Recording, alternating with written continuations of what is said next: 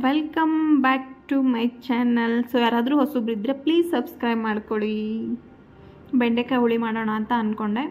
So ಬೆಂಡೆಕಾಯಿ ತಿನ್ನೋದ್ರಿಂದ ಏನು ಯೂಸು ಅಂತ ಹೇಳಿದರೆ, ರಕ್ತದ ಒತ್ತಡ ಕಡಿಮೆ ಮಾಡುತ್ತೆ, ಮತ್ತು ಮಧುಮೇಹ ಅನ್ನೋ ಒಂದು ರೋಗ ಇದೆಯಲ್ಲ, ಸೊ ಅದಕ್ಕೆ ತುಂಬಾ ಒಳ್ಳೆಯದು. ಕೂಡ ತುಂಬಾ ಒಳ್ಳೆಯದು, ಮಲಬದ್ಧತೆಯನ್ನು ಕಡಿಮೆ ಮಾಡುತ್ತೆ, ಮತ್ತು ಕ್ಯಾನ್ಸರ್ ಅನ್ನೋ ಒಂದು ತುಂಬಾ ಹೆಲ್ದಿ ಇದೊಂದು ಟ್ರೆಂಡ್ ಆಗಿಬಿಟ್ಟಿದೆ. ಸೊ ಅದನ್ನು ಕೂಡ ತಡೆಗಟ್ಟುತ್ತೆ. ಅಷ್ಟೇ ಅಲ್ಲದೆ ರಕ್ತದ ಒತ್ತಡವನ್ನು ಸಹ ಬೆಂಡೆಕಾಯಿ ತುಂಬಾ ಕಡಿಮೆ ಮಾಡುತ್ತೆ. ಅದರಲ್ಲೂ ಈ ಮಧುಮೇಹ ಶುಗರ್ ಇರೋರ್ಗಂತೂ ತುಂಬಾ ಒಳ್ಳೆಯದು. ಸೊ ಬೆಂಡೆಕಾಯಿನ ಆದಷ್ಟು ಚಟ್ನಿ ಆಗಲಿ ಪಲ್ಯ ಆಗಲಿ ಆದಷ್ಟು ಹಸಿ ತಿಂದ್ರಂತೂ ಭಾರಿ ಚಲೋ.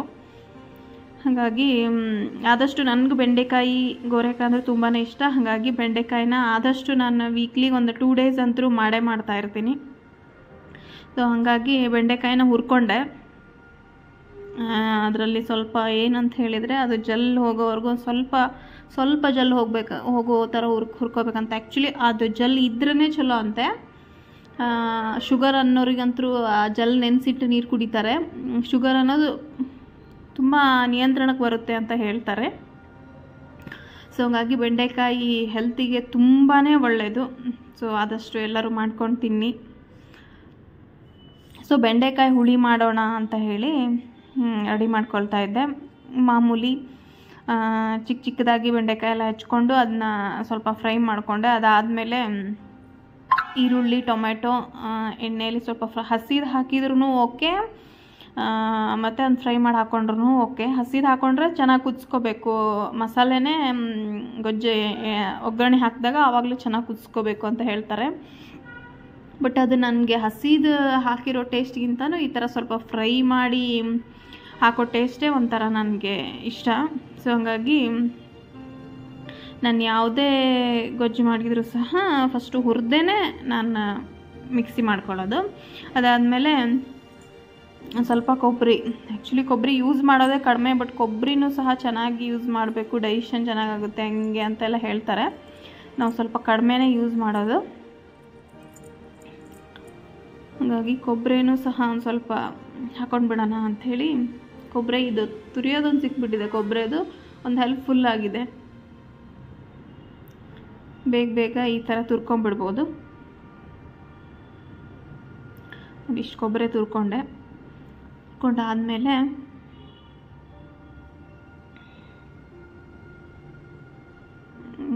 ಮಿಕ್ಸಿಗೆ ಈರುಳ್ಳಿ ಮತ್ತು ಟೊಮ್ಯಾಟೊ ಹಾಕ್ಕೊಂಡಿದ್ನಲ್ಲ, ಅದಕ್ಕೆ ಈ ಕೊಬ್ಬರಿನೂ ಹಾಕಿ ಯಥಾಸ್ಥಿತಿ ಸಾಂಬಾರು ಪೌಡ್ರು, ಖಾರ ಪುಡಿ,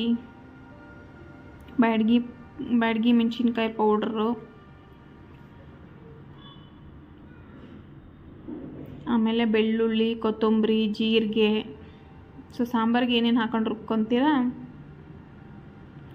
ಅದನ್ನೆಲ್ಲ ಹಾಕೊಂಡ್ಬಿಡೋದು.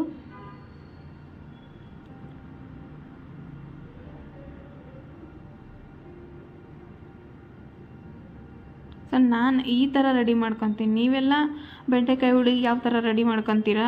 ಬೆಂಡೆಕಾಯಿ ಗೊಜ್ಜಿಗೆ ಸೊ ಈರುಳ್ಳಿ ಚಿಕ್ಕದಾಗಿ ಕಟ್ ಮಾಡ್ಕೊಂಡು ಹಾಕ್ಕೊಂಡೆ. ಕೊತ್ತಂಬರಿ ಸೊಪ್ಪು ಅಷ್ಟೇ ಸ್ವಲ್ಪ ಚಿಕ್ಕದಾಗಿ ಕಟ್ ಮಾಡಿ ಹಾಕ್ಬಿಡೋಣ ಅಂಥೇಳಿ.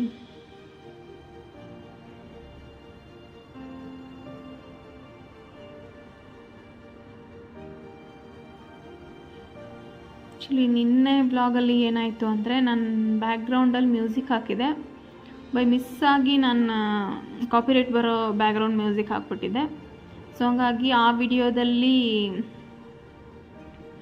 ನಾನು ಮಾತಾಡಿರೋ ವಾಯ್ಸ್ ಯಾವುದು ಮ್ಯೂಟ್ ಅಂತ ಕೊಟ್ಬಿಟ್ಟೆ. ನಾನು ಮ್ಯೂಸಿಕ್ ಮ್ಯೂಟ್ ತೊಗೊಳ್ಳಿಲ್ಲ ಅದು. ಸೊ ಹಾಗಾಗಿ ಫುಲ್ ಮ್ಯೂಟ್ ಕೊಟ್ಬಿಟ್ಟೆ. ಹಾಗಾಗಿ ಅದರಲ್ಲಿ ನಾನು ಮಾತಾಡಿರೋ ಯಾವುದೂ ಸಹ ರೆಕಾರ್ಡ್ ಆಗಿದ್ದು ಡಿಸ್ಪ್ಲೇ ಆಗ್ತಿಲ್ಲ. ಸೊ ಹಾಗಾಗಿ ಆ ವಿಡಿಯೋ ಹಾಗೆ ಅಪ್ಲೋಡ್ ಆಗಿದೆ. ಸ್ವಲ್ಪ ಉಪ್ಪು ಹಾಕ್ಕೊಂಡು ರುಬ್ಕೊಬಿಡೋಣ. ಸೊ ಜೀರಿಗೆ ಸ್ವಲ್ಪ ಜೀರಿಗೆನೂ ಹಾಕ್ಕೊಂಡೆ. ಜೀರಿಗೆ ತಿನ್ನೋದ್ರಿಂದ ಡೈಜೆಷನ್ ಕೂಡ ಚೆನ್ನಾಗಾಗುತ್ತೆ, ಮತ್ತು ತಂಪು. ಜೀರಿಗೆ ಅನ್ನೋದು ತುಂಬಾ ತಂಪು ಅಂತ ಹೇಳ್ತಾರೆ. ಈ ಹೊಟ್ಟೆ ನೋವಿಗಾಗಲಿ ಅಂದರೆ ತುಂಬಾ ಒಳ್ಳೆಯದು. ಸೊ ಗ್ಯಾಸ್ಟ್ರಿಕ್ಕಿಗೂ ಕೂಡ ಅದು ರಾಮಬಾಣ ಅಂತಲೇ ಹೇಳ್ಬೋದು. ಹಾಗಾಗಿ ಆದಷ್ಟು ಪ್ರತಿಯೊಂದು ಒಬ್ಬೊಬ್ರಿಗೆ ಜೀರಿಗೆ ಆ ಫ್ಲೇವರೇ ಇಷ್ಟ ಆಗಲ್ಲ ಅಂತ ಹೇಳ್ತಾರೆ. ನಮಗಂತೂ ನೀವು ಏನೇ ಮಾಡ್ತಾ ಇರ್ರಿ, ಮಸಾಲೆ ಡಬ್ಬೆ ಓಪನ್ ಮಾಡಿದ ತಕ್ಷಣ ಫಸ್ಟ್ ನಾನು ಜೀರಿಗೆ ಎಣ್ಣೆಗೆ ಅದು ಒಗ್ಗರಣೆಗೆ ಹಾಕೋದಕ್ಕಿಂತ ಮೊದಲೇ ಫಸ್ಟ್ ನಾನು ಬಾಯಿ ಒಳಗೇನೆ ಹಾಕೊಬಿಡ್ತೀನಿ. ಫಸ್ಟ್ ನಾನು ತಿಂದೆ, ಆಮೇಲೆ ನಾನು ಎಣ್ಣೆ ಕಾಯ್ತಿರುತ್ತಲ್ಲ ಅಷ್ಟರಲ್ಲಿ ನಾನು ಸ್ವಲ್ಪ ತಿನ್ಕೊಂಡೆ, ಆಮೇಲೆ ನಾನು ಎಣ್ಣೆಗೆ ಹಾಕೋದು ಜೀರಿಗೆನ. ಸೊ ಜೀರಿಗೆ ಅವಾಗ ತಿಂತಾ ಇರಬೇಕಂತೆ. ಅದನ್ನ ಎಲ್ಲ ಮಿಕ್ಸಿ ಮಾಡಿಕೊಂಡೆ, ಸಣ್ಣಗೆ ಮಿಕ್ಸಿ ಮಾಡಿಕೊಂಡು. ಇದು ನೋಡಿ ಮಣ್ಣಿಂದು, ಇವು ರಾಜು ಅಲ್ಯೂಮಿನಿಯಂನ ಮಾಡಬಾರ್ದು ಅಂಥೇಳಿ ಆ್ಯಕ್ಚುಲಿ ತಗೊಬಂದೆ ನಾನು ಒಂದು 6 ತಿಂಗಳು ಮೇಲೇ ಆಯಿತು ಅನಿಸುತ್ತೆ ಮೋಸ್ಟ್ಲಿ. ಸ್ವಲ್ಪ ದಿನ ಯೂಸ್ ಮಾಡಿದೆ, ರೈಸ್ ಮಾಡೋಕ್ಕೆ ಅದಕ್ಕೆಲ್ಲ ಯೂಸ್ ಮಾಡಿದೆ. ಅದಾದಮೇಲೆ ಮತ್ತು ಸೈಡಲ್ಲಿ ಇಟ್ಬಿಟ್ಟಿದ್ದೆ. ಇವರು ತಗೊಬಂದು ಎಲ್ಲ ಸೈಡಲ್ಲಿ ಇಡೋದೇ ಮಾಡ್ತೀಯ ನೀನು ಹಂಗೆ ಹಿಂಗೆ ಅಂತ ಇದ್ರು. ಸೊ ಹಂಗಾಗಿ ಇನ್ಮೇಲೆ ಈ ಥರ ಮಣ್ಣಿನ ಪಾತ್ರೆಯಲ್ಲೇ ಅಡುಗೆ ಮಾಡೋಣ ಅಂಥೇಳಿ ಈಗ ಮತ್ತೆ ಯಥಾಸ್ಥಿತಿ ಸ್ಟಾರ್ಟ್ ಮಾಡಿದ್ದೀನಿ. ಸೊ ಇದರಲ್ಲಿ ಒಂಥರ ಟೇಸ್ಟೇ ಬೇರೆ, ಏನೋ ಹೇಳಿ ನೀವು.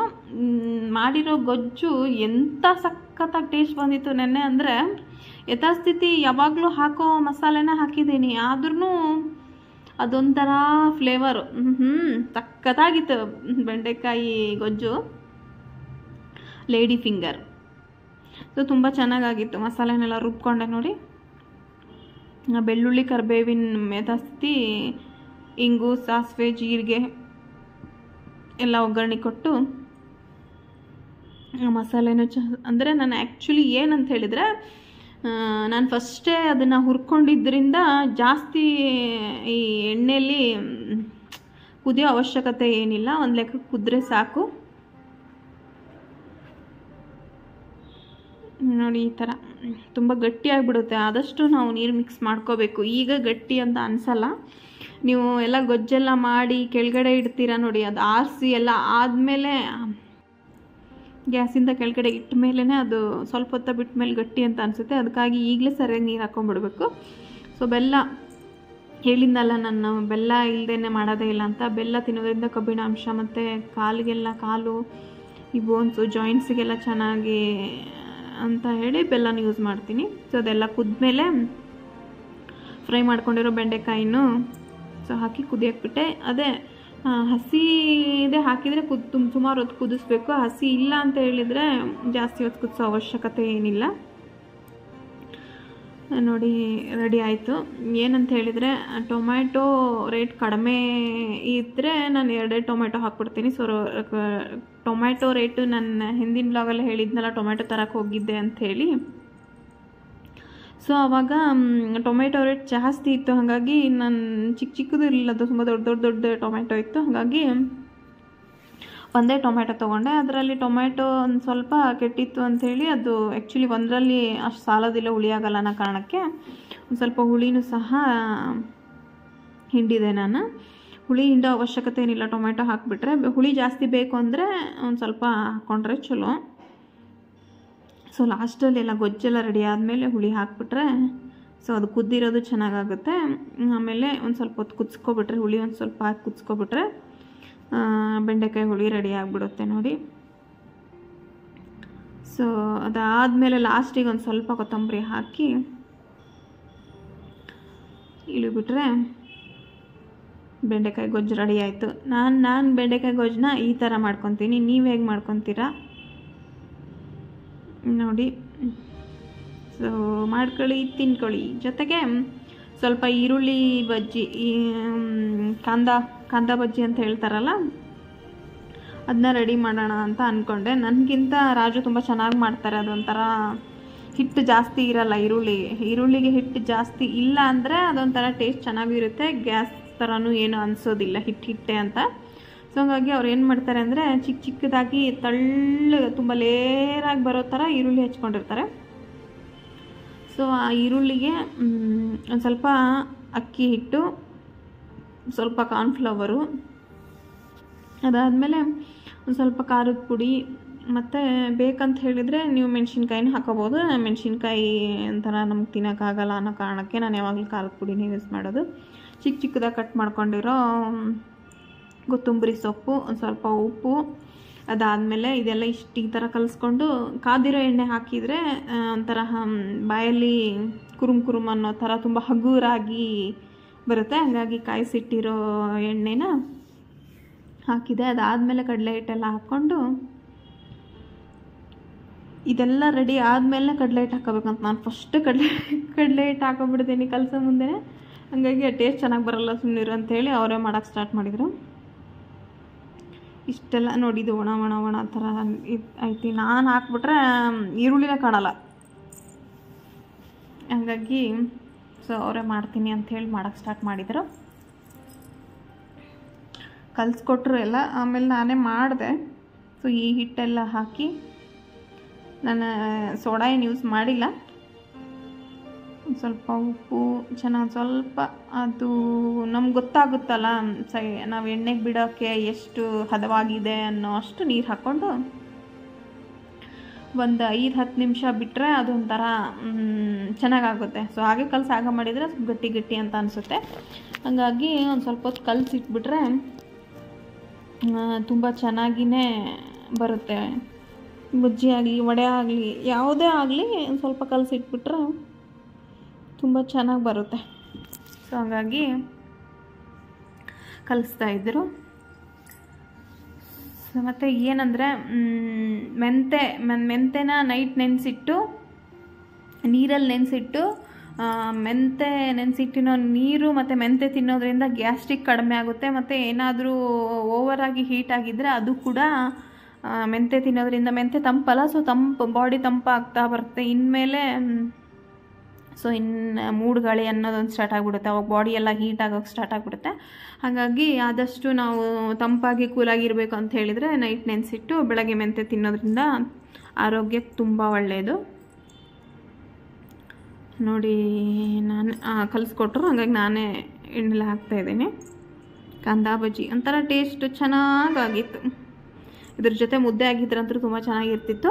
ಬಟ್ ಇನ್ನೊಂದು ಟೈಮು ಮುದ್ದೆ ಜೊತೆಗೆ ಬೇರೆ ಯಾವುದಾದ್ರೂ ರೆಸಿಪಿನ ಮುದ್ದೆಗೆ ಹಾಕೋಣ ಸಾಂಬಾರನ್ನ ಸೊ ಮಾಡಿ ಮುದ್ದೆ ಮಾಡೋದಂತ ತೋರಿಸ್ತೀನಿ. ಬಟ್ ನನಗೆ ಅಷ್ಟು ಪರ್ಫೆಕ್ಟಾಗಿ ಮುದ್ದೆ ಬರೋಲ್ಲ. ಒಂದು ಲೆಕ್ಕದಲ್ಲಿ ನಾವು ತಿನ್ನೋ ಹಂಗೆ ಮಾಡ್ಕೊತೀನಿ. ಅದನ್ನು ನೆಕ್ಸ್ಟ್ ಟೈಮ್ ಮಾಡಿ ವಿಡಿಯೋದಲ್ಲಿ ಹಾಕ್ತೀನಿ. ಸೊ ಫೈನಲಿ ಬಜ್ಜಿ ರೆಡಿ ಆಯಿತು. ಅದೇ ಹೇಳಿದ್ನಲ್ಲ ರೊಟ್ಟಿ ಇತ್ತು ಅಂಥೇಳಿ, ರೊಟ್ಟಿಗೇ ಬಜ್ಜಿ ಮತ್ತು ರೊಟ್ಟಿ ಬೆಂಡೆಕಾಯಿ ಗೊಜ್ಜು ತಿಂದ್ವಿ. ಸೊ ಇನ್ನೊಂದು ಏನು ಅಂತ ಹೇಳಿದರೆ, ನಮ್ಮ ಬಯಕೆಗಳು ಮತ್ತು ನಮ್ಮ ಅವಶ್ಯಕತೆಗಳು ತುಂಬಾ ಇದೆ. ಅದು ನಮ್ಗೆ ಗೊತ್ತಿರಬೇಕಷ್ಟೇ. ಆದರೆ ಕೃಷ್ಣ ಪರಮಾತ್ಮ ಏನು ಹೇಳ್ತಾನೆ ಅಂತ ಹೇಳಿದರೆ, ನಿಮ್ಮ ಆಸೆಗಳು ಬಯಕೆಗಳು ಯಾವಾಗ ಈಡೇರಬೇಕೋ ಆವಾಗಲೇ ಈಡೇರೋದು. ಇಷ್ಟಪಟ್ಟಿರೋದು ಯಾವುದೇ ಇರಲಿ ಅದು ಯಾವಾಗ ಈಡೇರಬೇಕೋ ಆವಾಗೇ ಈಡೇರುತ್ತೆ. ಸೊ ಅಲ್ಲಿವರೆಗೂ ನೀವು ತಾಳ್ಮೆಯಿಂದ ಕಾಯಬೇಕು ಅಂತ ಹೇಳಿ. ಅದು ಯಾವ ಸಮಯಕ್ಕೆ ಸಿಗಬೇಕೋ ಅದೇ ಸಮಯಕ್ಕೆ ಸಿಗೋದು. ನಾವು ಎಷ್ಟೇ ಪರದಾಡಿದ್ರೂ ನಮ್ಮ ಟೈಮಿಗೆ ಅದು ಸಿಗೋದಿಲ್ಲ. ಸೊ ದೇವ್ರು ಅಂದ್ಕೊಂಡಂಗೆ ಆಗೋದು. ಸೊ ಇನ್ನೊಂದೇನೆಂದರೆ ಕೃಷ್ಣ ಪರಮಾತ್ಮ ಹೇಳಿದ್ದು ಕುರುಕ್ಷೇತ್ರ ಯುದ್ಧದ ಟೈಮಲ್ಲಿ ಅರ್ಜುನನಿಗೆ ಹೇಳಿದ ಮಾತು. ಸೊ ಅರ್ಜುನ ಈಗ ನೀನು ಬಾಣವನ್ನು ಬಿಟ್ಟು ಬಿಡು ಅಂತ ಹೇಳಿ. ಆಗ ಅರ್ಜುನ ಹೇಳ್ದ, ಕೃಷ್ಣ ಅಲ್ಲಿರೋರು ಎಲ್ಲರೂ ನನ್ನವರೇ ಅಂತ. ಆಗ ಕೃಷ್ಣ ಹೇಳ್ದ, ನಿನ್ನವರಿಂದನೇ ನಿನಗೆ ಮೋಸ ಆಗಿರೋದು, ಅದು ನೆನಪಲ್ಲಿಟ್ಕೋ ಅಂಥೇಳಿ. ಸೊ ನಮ್ಮವರಿಂದನೇ ನಮಗೆ ಮೋಸ ಆಗೋದು. ಸೊ ಅವರೇ ನಮ್ಮನ್ನು ಕಂಡ್ರೆ ಆಗದೆ ಇರೋರು ಅಂತ ಹೇಳಿದರೆ. ಸೊ ಈ ವಿಡಿಯೋ ಇಷ್ಟ ಆದರೆ ಲೈಕ್ ಮಾಡಿ, ಕಮೆಂಟ್ ಮಾಡಿ, ಶೇರ್ ಮಾಡಿ.